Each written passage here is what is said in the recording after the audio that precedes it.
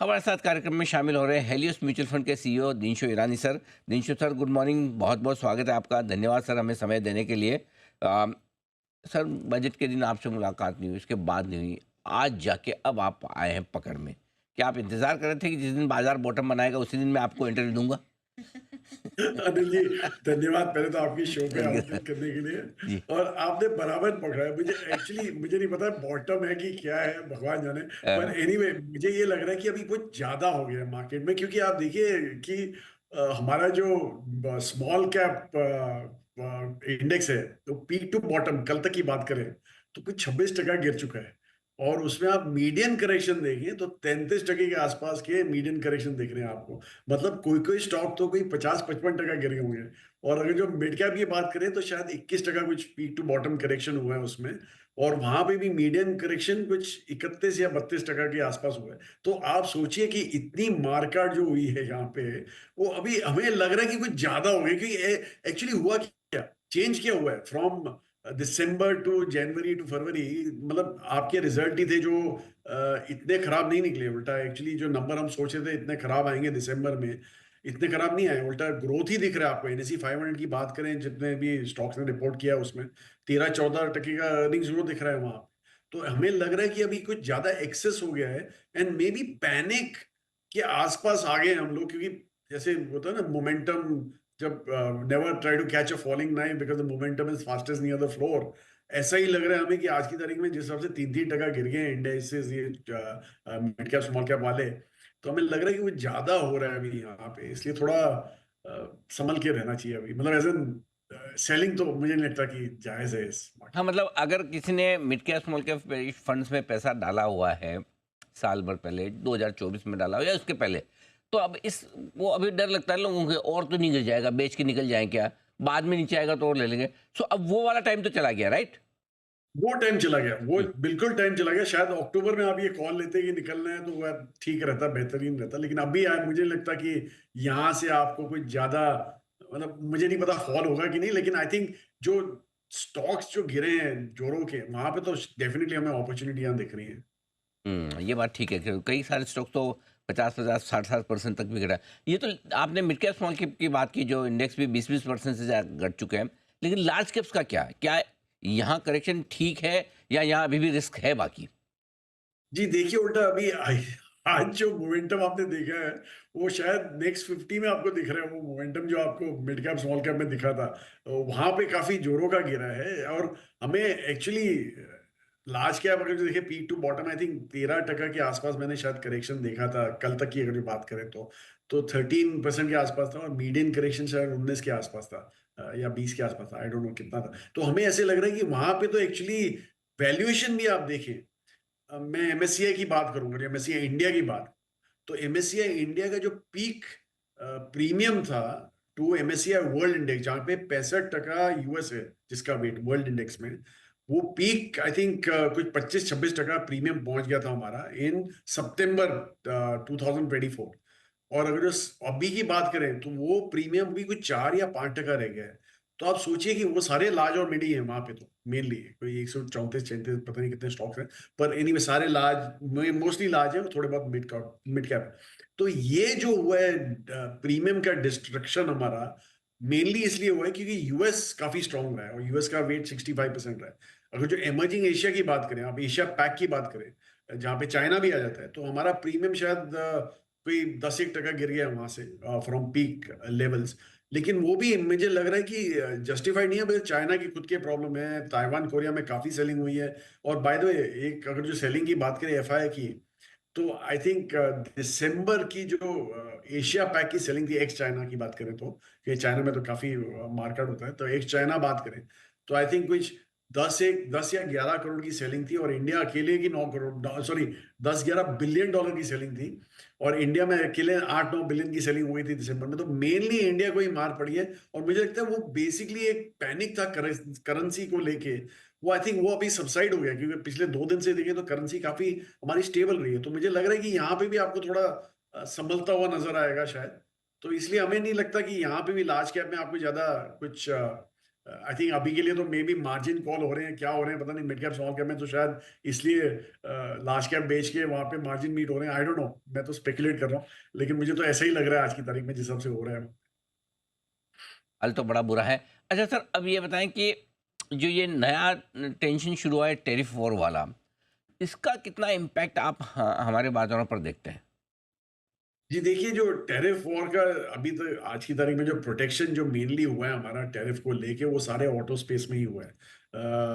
मतलब ईवी में तो आपने देख ही लिया है कि कितना जोरों का हमारा प्रोटेक्शन है, अलाउ ही नहीं करते हम तो किसी बाहर के प्लेयर को, और हमारे जो डोमेस्टिक प्लेयर हैं वो काफ़ी अच्छा कर रहे हैं ईवी स्पेस में, तो इसलिए मुझे लगता है मेनली जाके वो वहाँ पे शायद एक आपको कॉल आउट लेना पड़ेगा कि क्या करना है। और दूसरे जो कमोडिटीज वगैरह हैं वहां पे तो एनीवे हमारा पहले से ही ये व्यू था कि कमोडिटीज अनड्यूली प्रोटेक्टेड हैं, आपने वो लगाए हुए हैं, टैरिफ्स लगाए हुए हैं चाइनीज इंपोर्ट्स पे, तो इसलिए हमारे प्रोटेक्टेड रहे हैं। लेकिन वहां पे भी यूएस में भी यही हुआ, उन्होंने अपने खुद के जो इंपोर्ट्स हो रहे हैं कमोडिटीज वगैरह वहां पे काफी उन्होंने टैरिफ लगाए, तो वो तो हमें लग रहा है कि प्रॉब्लम एरिया रहेगा ही रहेगा, क्योंकि चाइना के पास एक्सेस कैपेसिटी हमेशा से पड़ी हुई है, और वो काफी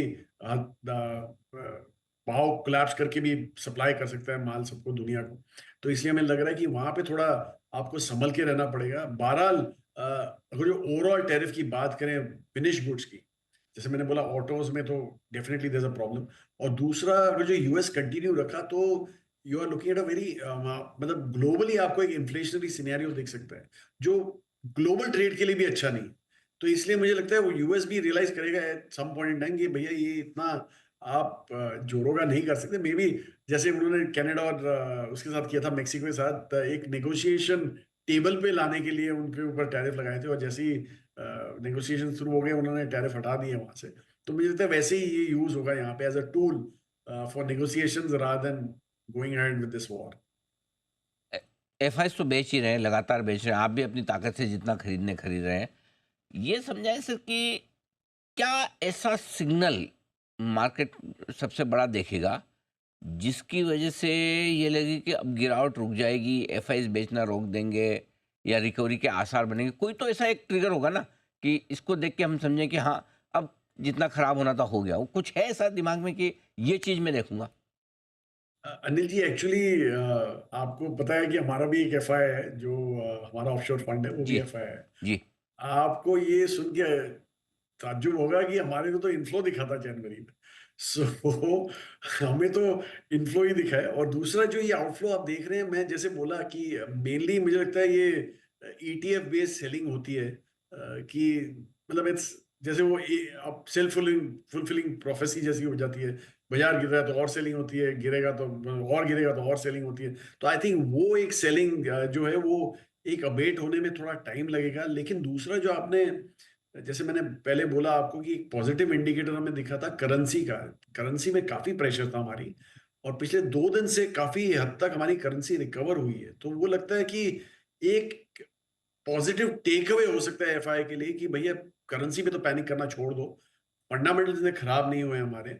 और जैसे मैंने बोला वैल्यूएशन तो ग्लोबली आप कंपेयर करें तो भी गिर गए हैं, और अगर जो आप डोमेस्टिक वैल्यूएशन खुद की बात करें तो हम अभी 18.5 के आसपास आ गए हैं, 1 ईयर फॉरवर्ड प्रीमियम की बात करें तो, पीस की बात करें सॉरी, तो 18.5 टाइम ऑलरेडी हम आ चुके हैं, जो कि हमारा आप 10 साल का एवरेज देखिए तो 20-21 के आसपास बनता है। तो एक स्क्रीमिंग वैल्यूएशन हो गया है हमारा। लेकिन मुझे ये लग रहा है कि थोड़ा पॉकेट्स होंगे जहाँ पे सेलिंग शायद जरूर जारी रहेगी, और कोई कोई पॉकेट्स तो गेन ही करेंगे। जैसे आपने आईटी देख लिया था कि काफी हद तक संभल के रहा है वो सेक्टर, फिर बैंकिंग भी, लेंडिंग स्पेस थोड़ा संभल के रहा है, क्योंकि आरबीआई की जो प्रोएक्टिव एक्टिविटी हो रही है लिक्विडिटी इन्फ्यूजन की।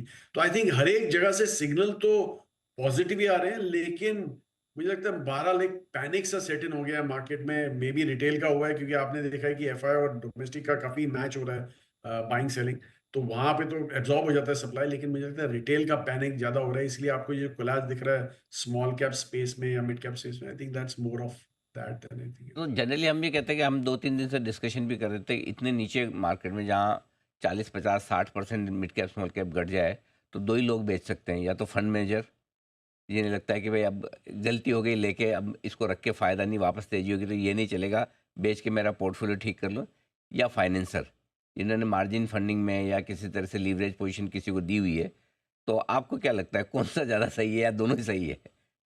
Fund manager at least mutual fund space में तो जो हम बेट्स लेते हैं वो काफी एक स्टडीड बेट्स होती है हमारी। ऐसे नहीं होता कि मोमेंटम है तो ले लो। हाँ, आपने एक चीज अच्छी बोली, क्योंकि एक एक जो एरिया है वो पीएमएस वाला एरिया है जहाँ पे हुँ, काफी पैसा मैनेज होता है। तो करेक्ट, उधर मुझे पता नहीं कि मैं अभी के जो देख रहा था, जो लेटेस्ट 1 मंथ के जो नंबर आए हैं, जो पीएमएसएस के, काफी मतलब 10-10 12-12 टका करेक्शन आया उनमें पीएमएसएस में। तो इट्स ऑब्वियस कि वहां पे काफी एक स्मॉल कैप एक्सपोजर था। May B that is getting of late. आपने अच्छा पॉइंट बोला। मे बी वो वाले जो है पीएमएस ऑल्टरनेट वाले स्पेस वाले हैं, शायद वहां पे पैनिक ज्यादा होगा than anything else. So may be that is what is hmm. वो हो रहा है शायद बाजार में। सर आखिरी सवाल, अगर लगाना ही है पैसा तो कहाँ लगाना चाहिए इस बाज़ार में? जी, देखिए, मैं ये नहीं बोल रहा कि अभी कोई टाइम आ गया है लार्ज कैप, मिड कैप को लेने का, पर मुझे ये लग रहा है कि सॉरी, स्मॉल कैप और मिड कैप को लेने का। पर मुझे ये लग रहा है, एक तो लार्ज कैप तो आपका सेफ्टी रहेगा ही रहेगा, और दूसरा जो मिड कैप स्पेस है हमारा, वहाँ पे भी काफ़ी ऐसे स्टॉक हैं जहाँ पे आपको कम्फर्ट दिख सकता है। जैसे मैंने बोला, मीडियन करेक्शन कोई 32% के आसपास हुआ है, मतलब कोई-कोई स्टॉक्स तो वहाँ पे कोई 50-55%, 60% शायद गिर चुके होंगे। तो वो सब स्पेस आपको डिग आउट करके ही आपको देखना पड़ेगा। So I think that is how you should play it. और एक्चुअली स्मॉल कैप में भी इंडेक्स में तो आपको जो मीडियम करेक्शन 33% का दिखा है, वो तो इंडेक्स का है जो 250 स्टॉक के हैं। लेकिन उनके बियॉन्ड भी काफी mid cap, small cap, sorry, जो आपको दिख सकते हैं, जहां पे ज्यादा ही आपको शायद पैनिक दिखा होगा और अपॉर्चुनिटीज काफी होंगी उस स्पेस में। इसलिए हमें लग रहा है कि एक अल्फा मैनेजर जो है, जो स्टॉक पिकर है, वो काफी हद तक यहाँ पे एक फ्यूचर के लिए काफी अपना अल्फा जनरेट कर सकता है और सिलेक्टिवली स्टॉक पिक कर सकता है अपने लिए।